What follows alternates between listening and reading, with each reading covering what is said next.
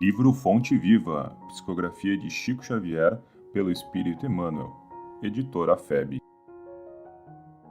Capítulo 56. Renasce agora. Aquele que não nascer de novo não pode ver o reino de Deus.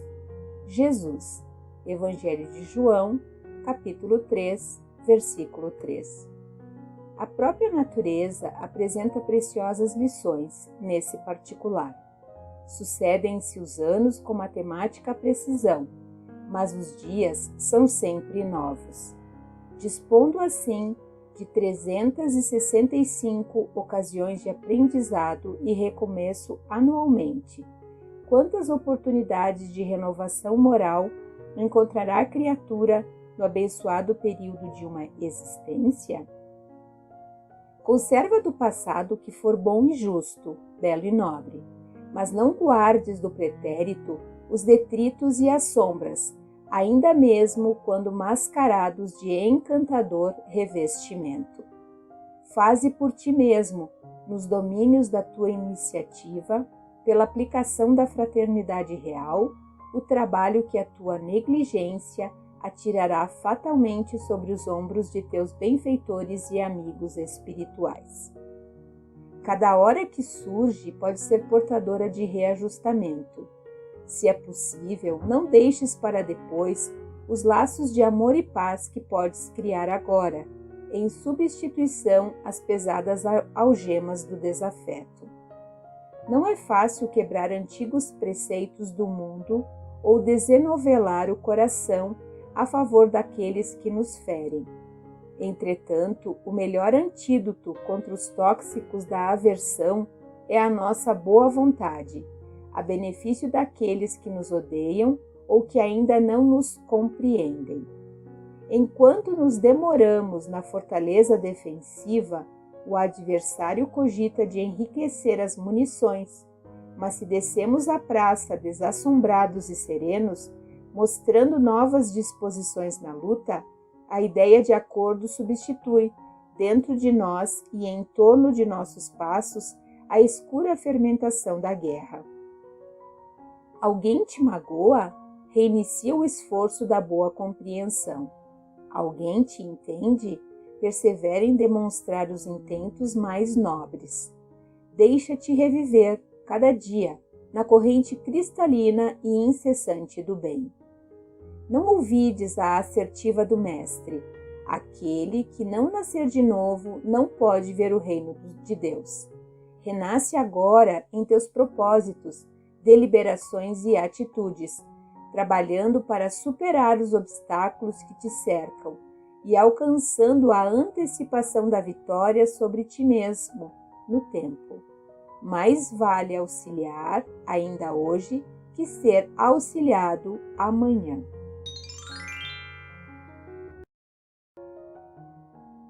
Capítulo 57.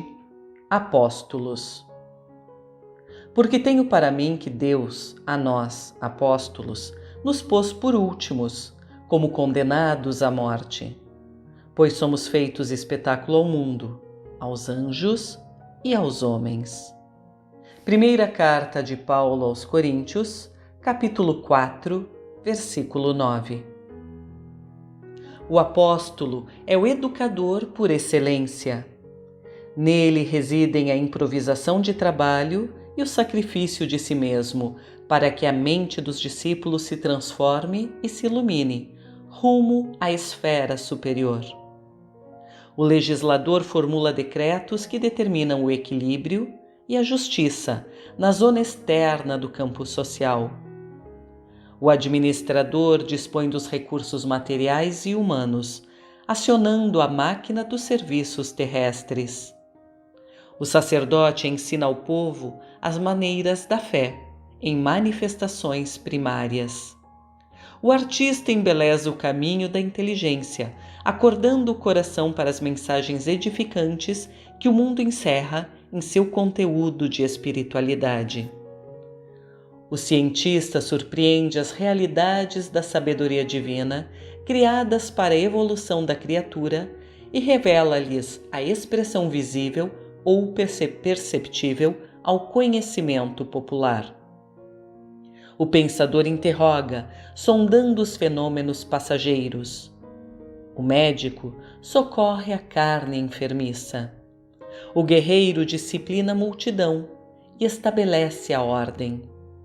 O operário é o ativo menestrel das formas, aperfeiçoando os vasos destinados à preservação da vida. Os apóstolos, porém, são os condutores do Espírito. Em todas as grandes causas da humanidade, são instituições vivas do exemplo revelador, respirando no mundo das causas e dos efeitos, oferecendo em si mesmos a essência do que ensinam, a verdade que demonstram e a claridade que acendem ao redor dos outros. Interferem na elaboração dos pensamentos dos sábios e dos ignorantes, dos ricos e dos pobres, dos grandes e dos humildes, renovando-lhes o modo de crer e de ser, a fim de que o mundo se engrandeça e se santifique. Neles surge a equação dos fatos e das ideias, e de que se constituem pioneiros ou defensores, através da doação total de si próprios a benefício de todos. Por isso, passam na terra trabalhando e lutando, sofrendo e crescendo, sem descanso, com etapas numerosas pelas cruzes da incompreensão e da dor.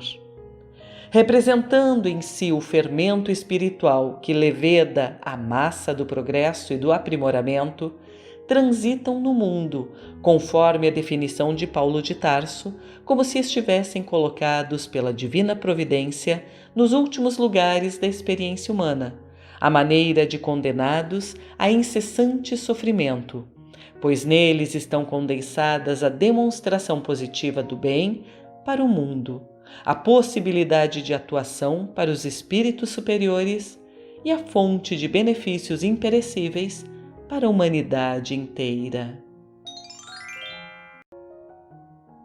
Capítulo 58. E qualquer que não levar a sua cruz e não vier após mim, não pode ser meu discípulo. Jesus, Evangelho de Lucas, capítulo 14, versículo 27.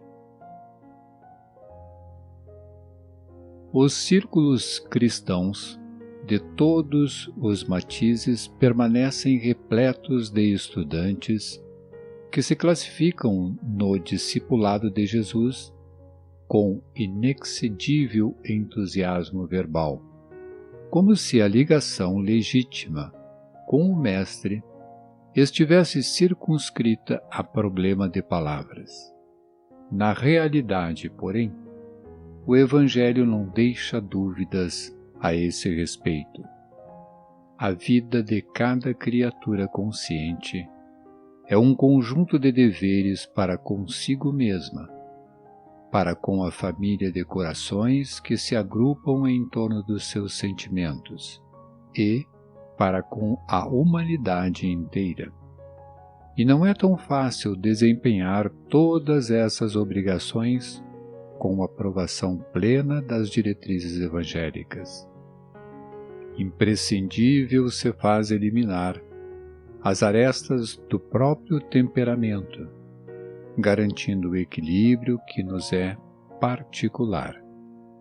Contribuir com eficiência em favor de quantos nos cercam o caminho, dando a cada um o que lhe pertence, e servir a comunidade de cujo quadro fazemos parte. Sem que nos retifiquemos, não corrigiremos o roteiro em que marchamos. Árvores tortas não projetam imagens irrepreensíveis. Se buscamos a sublimação com o Cristo, ouçamos os ensinamentos divinos. Para sermos discípulos dele, é necessário nos disponhamos com firmeza a conduzir a cruz de nossos testemunhos de assimilação do bem, acompanhando-lhe os passos. Aprendizes existem, que levam consigo o madeiro das provas salvadoras, mas não seguem o Senhor por se confiarem à revolta através do endurecimento e da fuga. Outros aparecem, seguindo o Mestre nas frases bem feitas, mas não carregam a cruz que lhes toca, abandonando-a à porta de vizinhos e companheiros. Dever e renovação, serviço e aprimoramento, ação e progresso, responsabilidade e crescimento espiritual, aceitação dos impositivos do bem e obediência aos padrões do Senhor.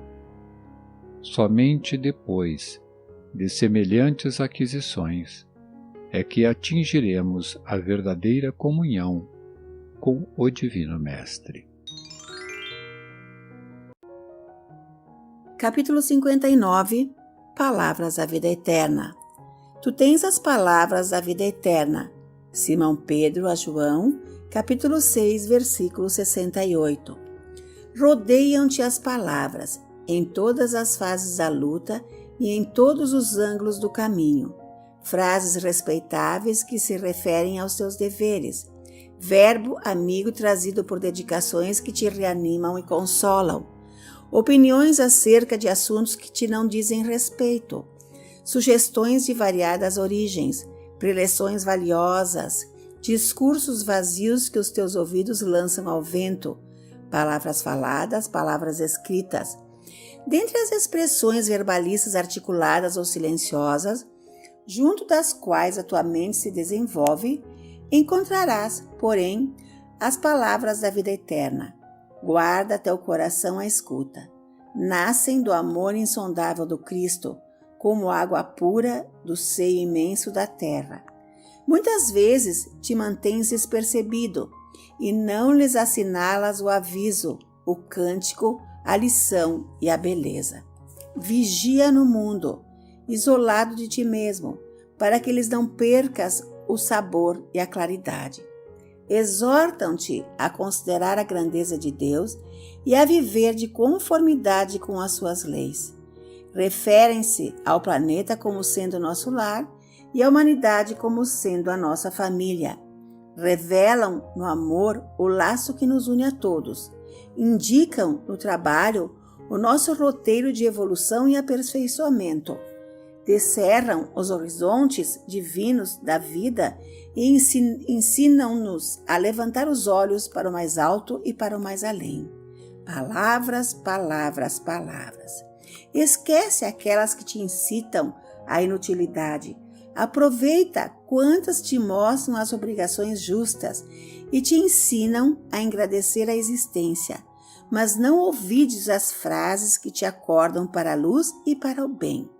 Elas podem penetrar o nosso coração através de um amigo, de uma carta, de uma página ou de um livro, mas, no fundo, procedem sempre de Jesus, o divino amigo das criaturas.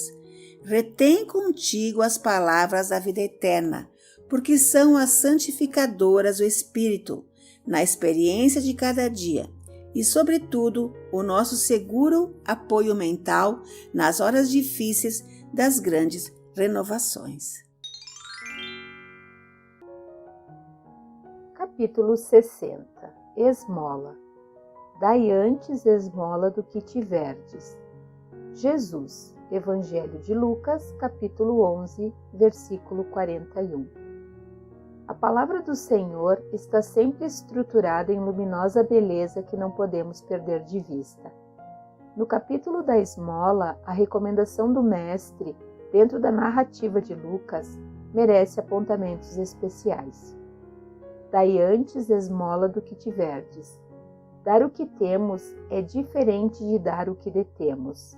A caridade é sublime em todos os aspectos sob os quais se nos revele e em circunstância alguma devemos esquecer a abnegação admirável daqueles que distribuem pão e agasalho, remédio e socorro para o corpo, aprendendo a solidariedade e ensinando-a. É justo, porém, salientar que a fortuna ou a autoridade são bens que detemos provisoriamente na marcha comum e que, nos fundamentos substanciais da vida, não nos pertencem. O dono de todo o poder e de toda a riqueza no universo é Deus, nosso Criador e Pai, que empresta recursos aos homens, segundo os méritos ou as necessidades de cada um. Não olvidemos assim as doações de nossa esfera íntima e perguntemos a nós mesmos: que temos de nós próprios para dar? Que espécie de emoção estamos comunicando aos outros? Que reações provocamos no próximo? Que distribuímos com nossos companheiros de luta diária? Qual é o estoque de nossos sentimentos? Que tipo de vibrações espalhamos? Para difundir a bondade, ninguém precisa cultivar riso estridente ou sorrisos baratos, mas para não darmos pedras de indiferença aos corações famintos de pão da fraternidade, é indispensável amealhar em nosso espírito as reservas da boa compreensão, emitindo o tesouro da amizade e entendimento que o Mestre nos confiou em serviço ao bem de quantos nos rodeiam, perto ou longe. É sempre reduzida a caridade que alimenta o estômago, mas que não esquece a ofensa, que não se dispõe a servir diretamente ou que não acende luz para a ignorância. O aviso do instrutor divino nas anotações de Lucas significa: dai esmola de vossa vida íntima, ajudai por vós mesmos, espalhai alegria e bom ânimo, oportunidade de crescimento e elevação com vossos semelhantes. Sede irmãos dedicados ao próximo, porque, em verdade, o amor que se irradia em bênçãos de felicidade e trabalho, paz e confiança é sempre a dádiva maior de todas.